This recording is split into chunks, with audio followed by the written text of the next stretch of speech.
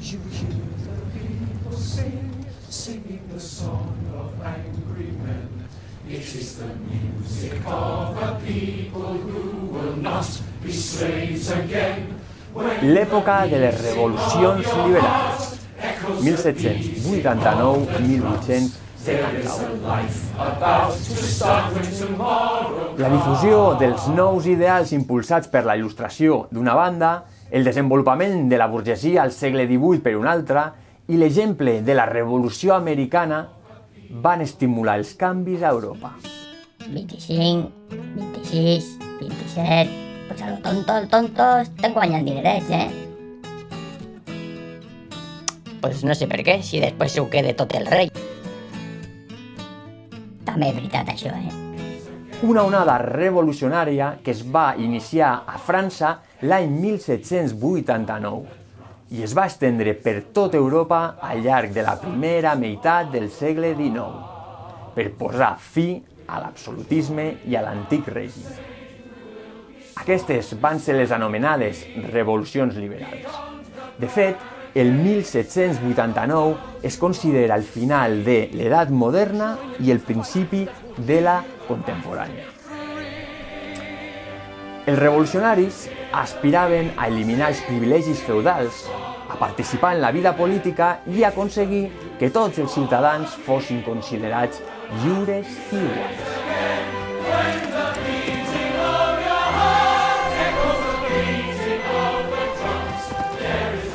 Quins factors van coincidir a la França de 1789 perquè esclatés una revolució que es va convertir en un model per a la resta d'Europa?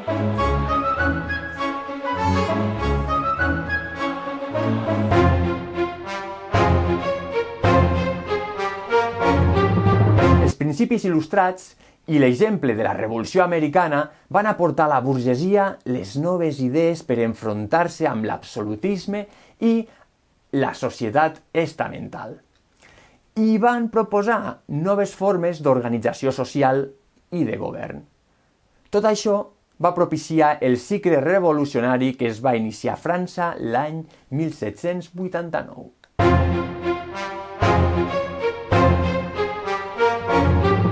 A finals del segle XVIII, el Tercer Estat, recordeu, compost per la burgesia, els camperols i els artesans, aspirava a profundes reformes socials. Els camperols, el 80% de la població, s'oposaven als impostos feudals dels senyors.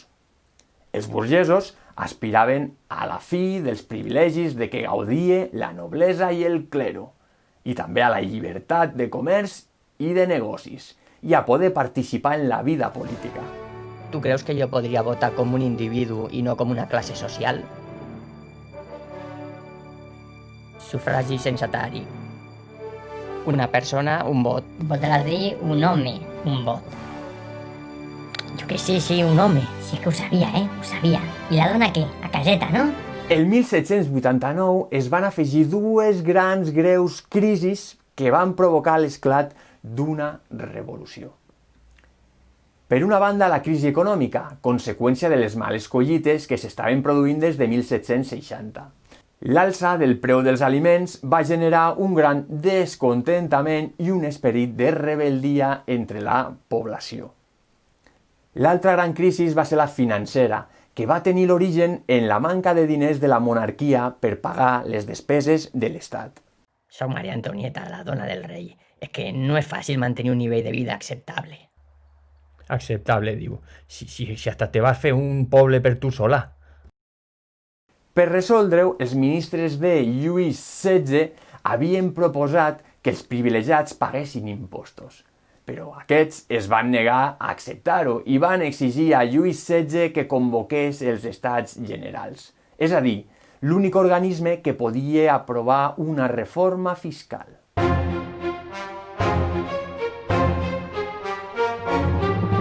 Els Estats Generals es van obrir a Versalles el maig de 1789, presidits pel rei i formats pels representants de la noblesa, el clero i el tercer estat. La negativa dels privilegiats, és a dir, la noblesa i el clero, a acceptar una representació més gran del tercer estat i que el vot fos per persona i no per estament, va fer que els diputats decidissin abandonar la reunió. Reunits en un pavelló de Versalles, anomenat el Joc de Pilota, els representants del tercer estat es van erigir en Assemblea Nacional i es van comprometre a elaborar una Constitució que reflectís la voluntat de la majoria de francesos. El poble de París va secundar les propostes de l'Assemblea i el 14 de juliol va saltar a la presó de la Bastilla, que era el símbol del despotisme. Aquesta va ser la primera gran cita de la Revolució. De fet, la Revolució es va estendre al camp, on es van cremar residències nobiliaris, anomenat el moment de la Gran Por.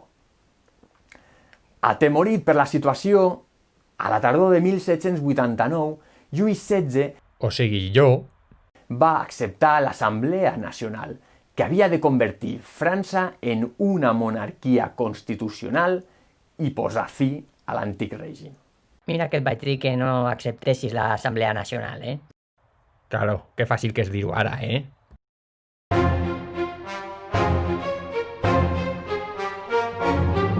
El rei i els sectors privilegiats es van negar a acceptar els canvis proposats per l'Assemblea Nacional i les classes populars van lluitar per aconseguir una igualtat social més gran. Per això la revolució va passar per diverses etapes. D'una banda, la monarquia constitucional, 1789-1792, impulsada per la burgesia moderada que aspirava a abolir l'antic règim, a elegir un parlament per sufragi censatari i a establir una Constitució, la República Social, 1792-1794. Aquí, la burgesia radical, empesa per classes populars, va proclamar la república i va emprendre una transformació de la societat en un sentit democràtic, on el sufragi universal masculí era el protagonista i alhora igualitari. El tercer moment va ser la República Conservadora, de 1794 a 1799. Davant la radicalització de la revolució, la burgesia moderada va arribar al poder i va tornar a implantar el liberalisme més moderat.